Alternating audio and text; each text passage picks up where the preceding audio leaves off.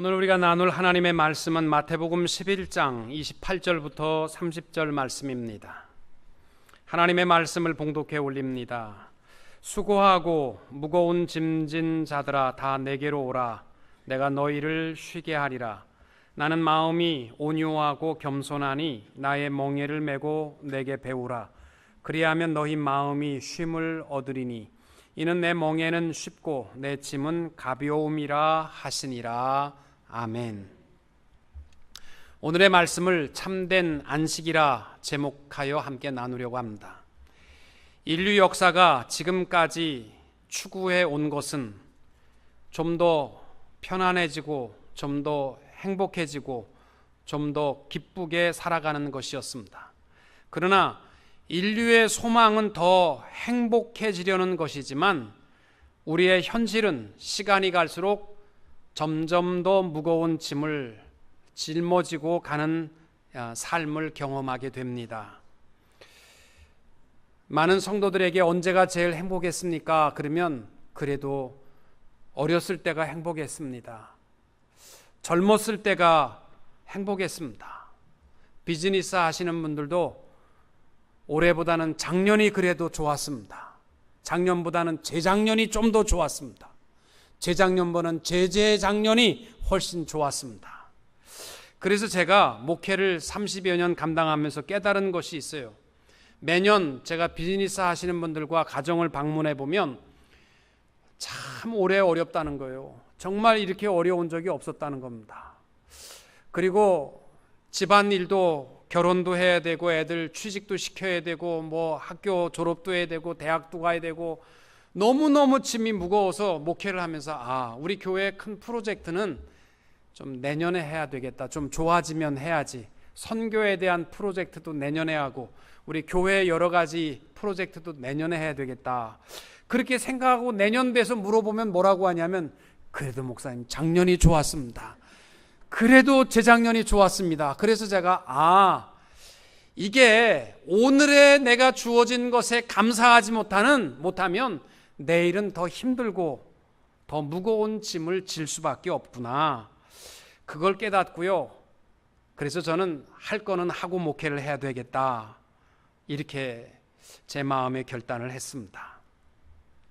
우리 어른들도 마찬가지예요. 올해는 내가 몸이 너무 안 좋아서 좀 좋아지면 주일을 하겠다 하는 분들은요, 내년 되면 더 아파요. 오른쪽 엉덩이도 아프고요, 내년 되면 발가락도 아프고요, 머리도 아프고 목도 아프고 다 점점 더 아파져 가니까 오늘 감사하고 행복한 마음으로 봉사하지 못하면 내일은 없다. 이렇게 생각하시면 맞습니다. 우리 미국에 살아가고 있는 우리들은 그래도 배고픈 고통은 없잖아요. 전 세계 인구의 3분의 1은 다음 한 끼니를 어떻게 해결할 것인가, 이거 걱정하며 살아가는 사람들입니다. 우리 건강하고 세 끼니 걱정 안 하면 감사하며 살아가는 성도님들이 되시기를 원합니다. 여러분, 건강의 세 가지 요소 아시죠? 쾌식, 쾌변, 쾌숙. 잘 먹고 화장실 잘 가고 잠 잘 자면 건강이라고 말합니다. 그러면 건강하고 세 끼니 먹으면 행복하십니까? 아니잖아요. 사실 우리의 행복은 어디에 있느냐면요, 우리 마음에 있습니다. 그래서 지혜자가 잠언 17장 22절에 고백하는 말이 뭐냐면 마음의 즐거움은 양약이라도 심령의 근심은 뼈를 마르게 하느니라. 여러분, 육신은 좀 고달파도 마음의 즐거움과 평안을 가지면 아무것도 아닙니다. 그런데 대궐 같은 집에서 산의 진미를 다 먹고 최고 비싼 침대에 누웠다 할지라도요, 잠 못 자고 괴롭고 3일만 꼬박 새면요, 살고 싶은 마음이 하나도 없어집니다. 저는 어려서부터 제 별명이 작은 목사였습니다. 베이비 때부터 그 얘기를 들었기 때문에 제가 유치원도 가기 전부터 교회 권사님들이 저만 보면 90도 인사하시면서 우리 작은 목사님 오셨어요. 그래서 저는 나면서부터 목사가 된 줄 알았습니다. 그래서 저는 소꿉장난을 할 때에도 항상 남자친구 여자친구 세워놓고 줄에 제가 유치원 때부터 주례를 잘했고요. 멀쩡한 친구 누워놓고 장례식도 제가 멋지게 소꿉장난을 하면서 지냈습니다. 근데 대학을 가고 커서 보니까 수학여행을 가고 이렇게 여행을 가서 보면 그저 논다는 게 다 먹고 마시고 취하고 피우고 춤추고 이게 다더라고요. 내가 보니까 하나도 재미없는데, 한 번은 우리 교수님이 나를 앉혀놓고 그래요. 권군. 그래서 저한테 술잔을 한 잔 딱 주면서, 권군, 인생을 무슨 재미로 사나? 이런 것도 안 하면 안 되니까 한 잔 먹어보게. 그래서 저는 예수 믿는 재미로 삽니다. 제가 그렇게 대답했습니다. 그랬더니 너무 한심스러워하면서 웃으시더라고요. 말이 안 통한다는 거죠. 그랬는데 지금 보니까 그때 한심스럽게 웃던 친구들도 교수들도 다 예수 안으로 돌아와가지고 다 교회 집사님 되시고, 그때 이게 무슨 재미로 사나 하는 술 담배 다 끊고 예수 잘 믿더라고요. 아니 그게 그렇게 즐거운데 왜 옵니까? 만족이 없어요. 온갖 세상의 좋은 것을 다 누렸던 솔로몬이 잠언 3장에 보면 이렇게 고백합니다. 스스로 지혜롭게 여기지 말지어다. 여호와를 경외하며 악을 떠날지어다.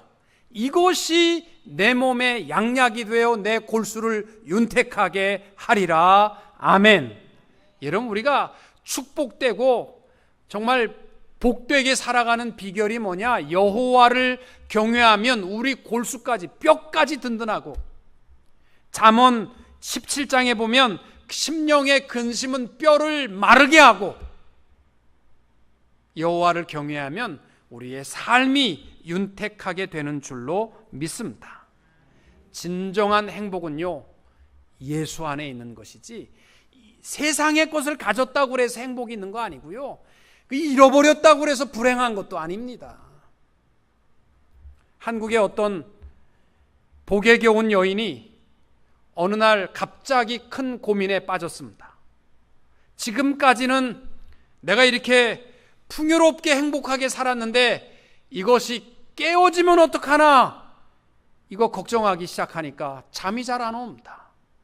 이 많은 재산을 하루아침에 잃어버리면 어떡하나, 오늘까지는 말 잘 듣고 나를 사랑하던 그 성실하던 남편이 바람나면 어떡하나, 내 이쁘고 똑똑한 딸들이 이게 잘 자라야 되는데 교통사고 나서 어려움 당하면 어떡하나, 이런 거 걱정하고 나니까 잠이 안 오고 괴롭습니다. 그래서 이 여인이 결정한 게 뭐냐면, 불행하기 전에 행복할 때 가자. 그래야자고 행복할 때 스스로 목숨을 끊었다고 합니다. 에이, 목사님 그럴 리가 있겠습니까? 여러분, 없어서 불행한 것보다 있는 것 지키는 거 더 어려운 거예요. 그거 너무 괴롭습니다. 있어봐야 알지 우리는요. 근데 그렇대요. 솔로몬 보면 그래요. 솔로몬이 없을 때는 하나님 의지하고 행복했는데요, 있는 거 지키려고 하다 말고 망하지 않습니까? 가졌다고 해서 행복한 것도 아니고 없다고 해서 불행한 것도 아닌데, 참된 안식과 행복의 풍요로움이 어디에 있느냐? 오늘 예수님께서 해답으로 우리를 초청해 주십니다. 수고하고 무거운 짐진 자들아 다 내게로 오라. 내가 너희를 쉬게 하리라. 아멘. 예수 안에 참된 안식이 있는 줄로 믿습니다. 여기서 말하는 이 수고하고라는 수고는 우리 스스로 살아가기 위해 짊어져야 할 능동적인 짐들이고, 무거운 짐이라는 것은 내가 지고 싶지 않은데 타인이나 어떤 규율, 규격에 의해서 짊어질 수밖에 없는 수동적 짐이든, 우리가 점점 더 무거워져가는 인생 속에 수고하고 무거운 짐진 자들아 다 내게로 오라. 예수 안에 참된 안식이 있는 줄로 믿으시기 바랍니다. 오늘 예수님께서 우리에게 우리가 이 땅 위에 참된 안식을 누리며 살아가는 비결을 3가지로 말씀하고 있습니다. 다 내게로 오라. 그리고 내 멍에를 메라. 그리고 내게 배우라. 이 세 가지를 기억하고 우리가 가졌든지 가진 것이 아무것도 없든지 예수 안에 참된 안식을 누리며 살아가는 성도님들이 되시기를 주님의 이름으로 축원합니다. 제일 먼저 우리의 참된 안식의 비결은 예수께 오매 있습니다. 왜 예수님께 가면 안식을 누릴 수 있는 겁니까? 그 해답은 그 위에 25절부터 예수님이 이렇게 말씀합니다. 그때 예수께서 대답하여 이르시되 천지의 주제이신 아버지여, 이것을 지혜롭고 슬기 있는 자들에게는 숨기시고 어린 아이들에게는 나타내심을 감사하나이다. 옳소이다. 이렇게 된 것이 아버지의 뜻이니이다. 내 아버지께서 모든 것을 내게 주셨으니 아버지 외에는 아들을 아는 자가 없고 아들과 또 아들의 소원대로 계시를 받는 자 외에는 아버지를 아는 자가 없느니라. 보세요.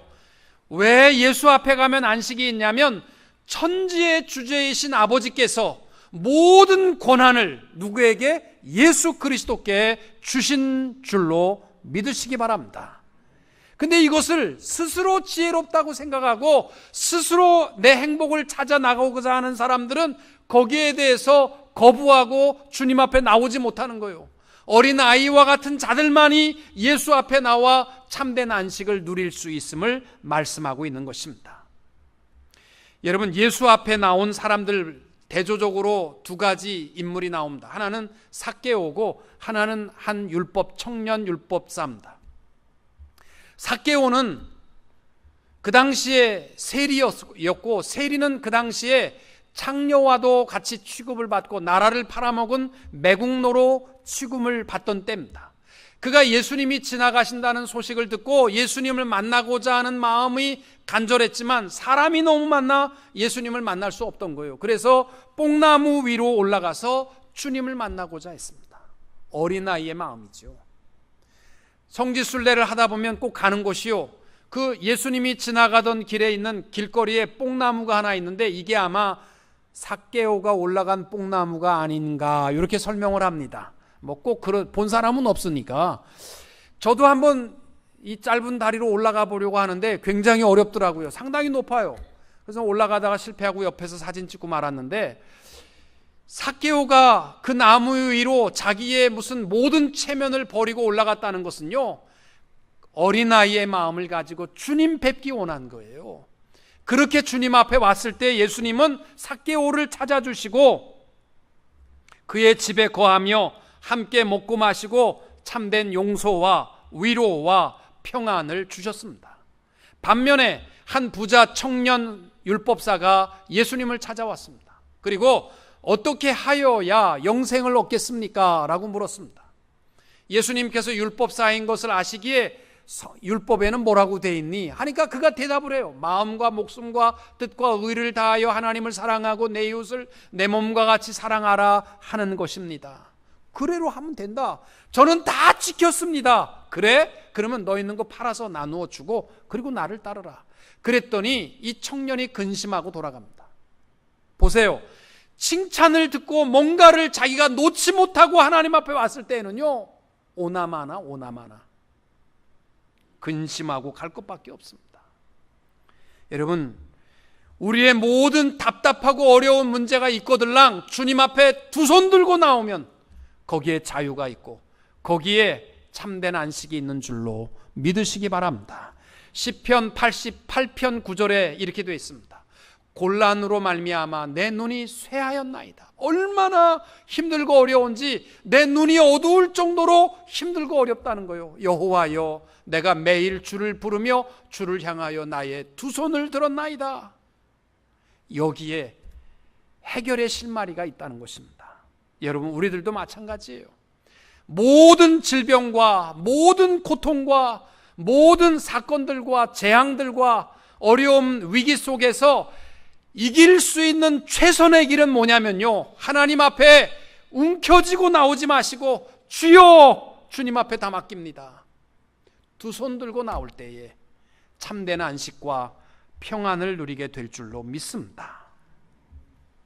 여러분,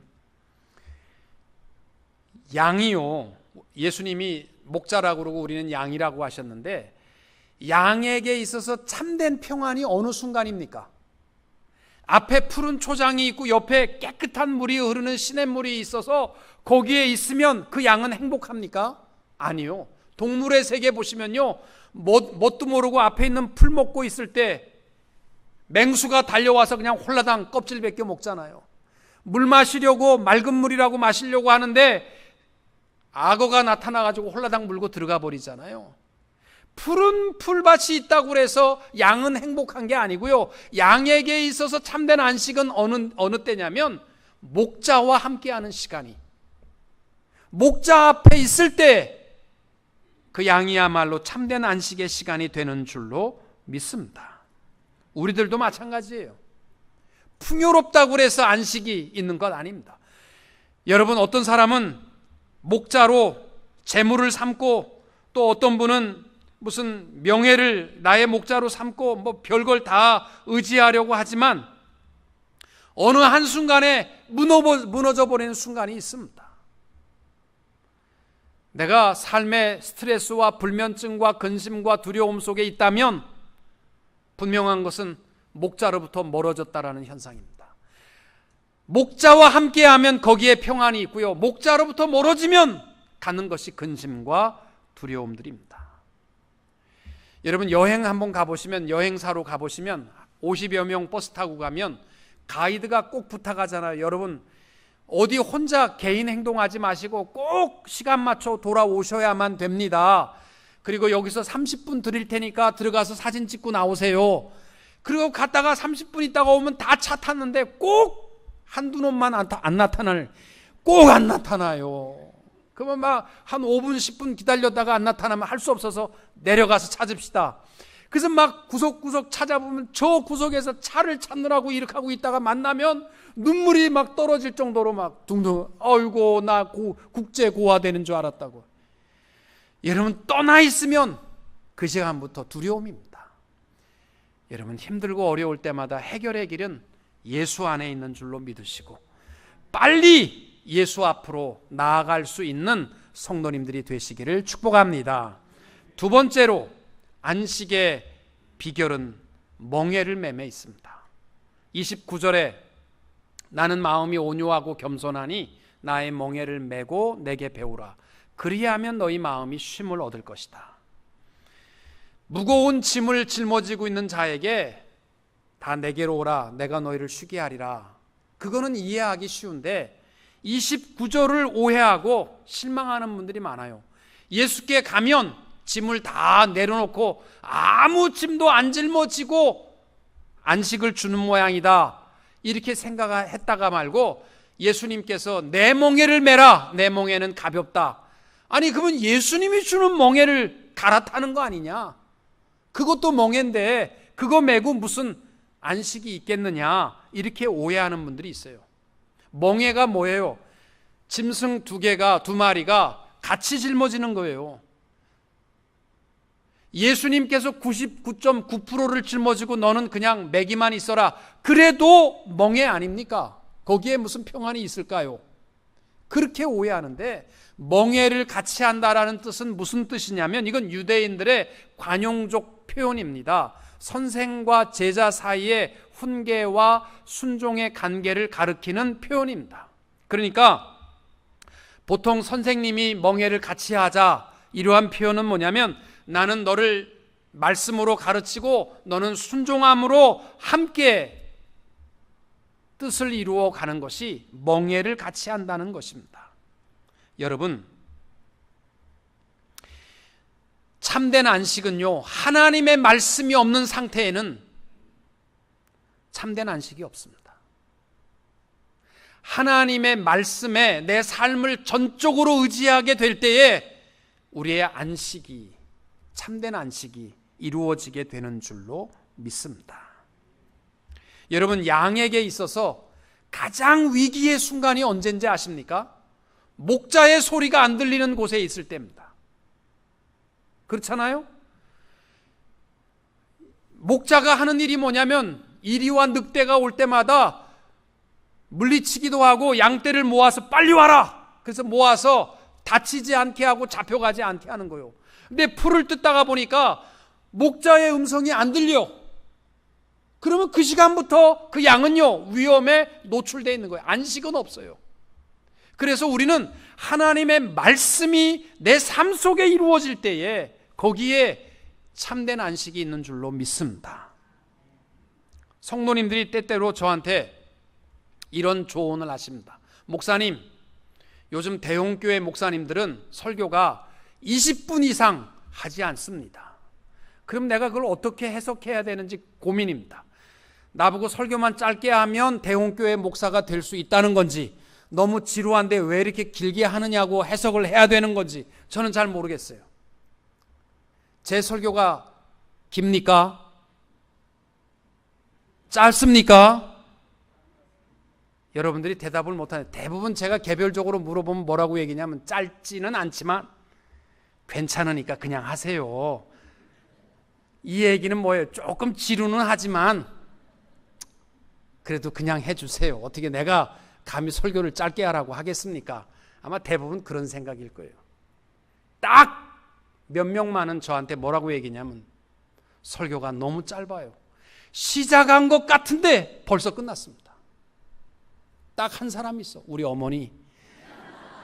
우리 어머니는 그냥 내 설교가 그렇게 좋대. 우리 어머니는 너무 짧대. 뭐 아들이니까 그러시겠지만 사실 설교는 10분을 해도요 부담스러운 것은 마찬가지입니다. 왜요? 사실 말씀이라는 것이요, 하지 말아야 할 것들에 왜 그렇게 하십니까? 그렇게 하시면 안 됩니다. 내가 하고 있으면 부담스러운 거예요. 나는 안 하고 있는데 하셔야 됩니다. 꼭 그렇게 하셔야 됩니다. 그러면 부담스러운 거 맞잖아요. 내가 이렇게 죄를 실실 범하고 있는데 멈추십시오. 죄를 그만 범하고 돌아오세요. 그러면 나 즐거운데 왜 자꾸 그만두라고 그래? 그래서 사실 부담스러운 거예요. 그럼 그 소리를 안 들으면 행복하냐? 그게 아니라는 거예요. 거룩한 부담을 가지고 하나님의 말씀을 듣고, 그래, 내가 말씀대로 순종하자. 그리고 맡길 때에 참된 안식과 평안을 누리게 되기 때문에 예수님께서는 와라, 내가 멍에를 다 벗겨줄 테니까 아무것도 하지 마라, 이게 아니고요, 말씀, 하나님의 말씀 안에 참된 안식을 누릴 것을 말씀하는 것입니다.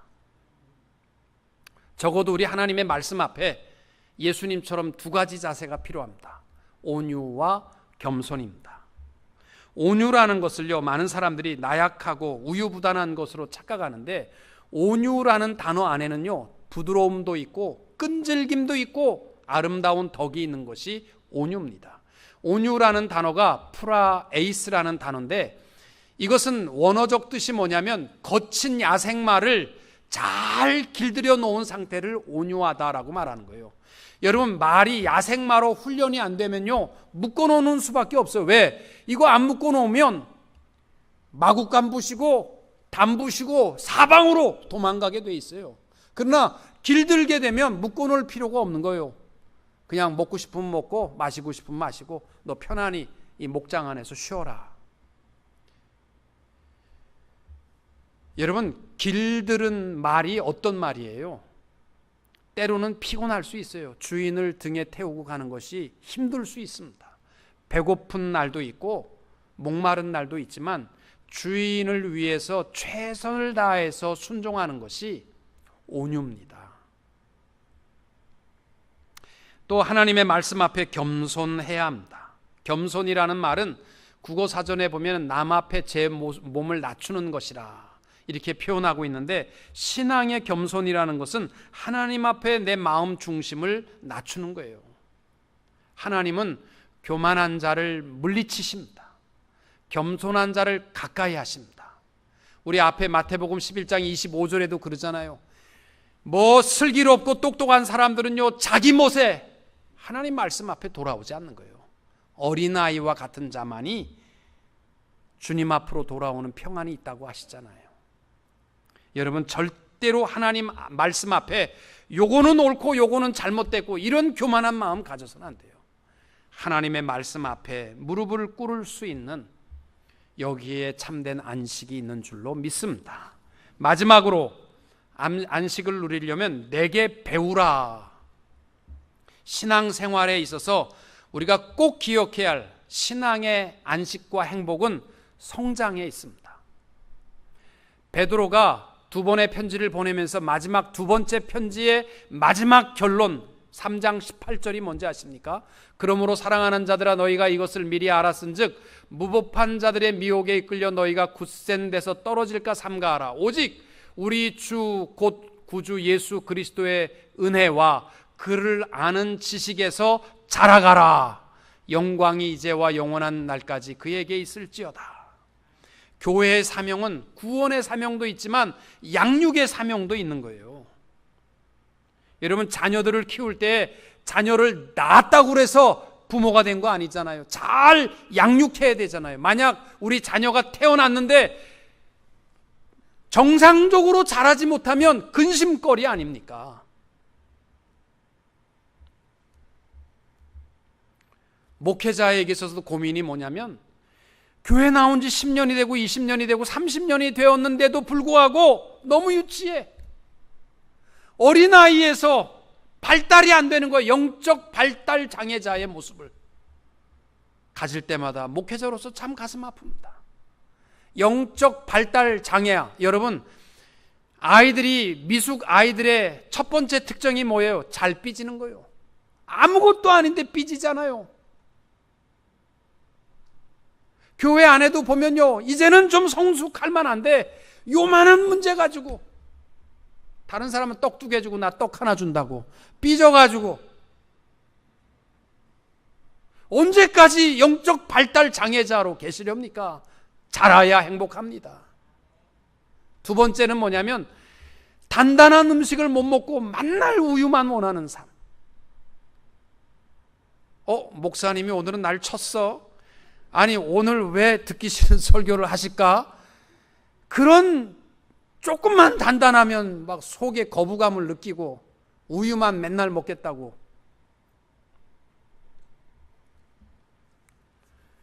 사랑하는 성도 여러분, 우리 인간들이요, 아무리 죽을 때까지 애를 써도 결코 해결할 수 없는 것이 두 가지가 있습니다. 이 두 가지가 사실은 인간의 궁극적인 두려움이고 불안함이에요.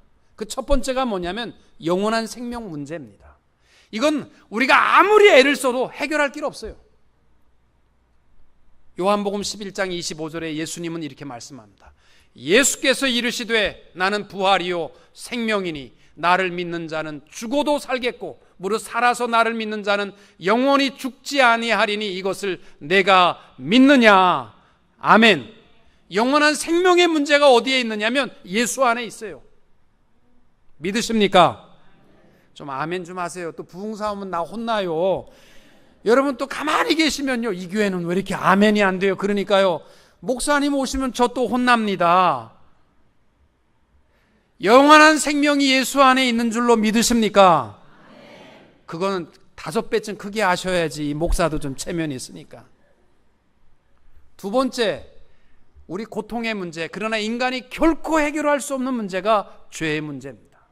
죄는요, 우리가 아무리 착한 일을 많이 해도 죄 문제가 해결되는 거 아니에요. 다만 그리스도의 약속이 있습니다. 만일 우리가 우리 죄를 자백하면 그는 미쁘시고 의로우사 우리 죄를 사하시며 우리를 모든 불의에서 깨끗하게 하실 것이요. 아멘. 하라니까 더 안 하시네.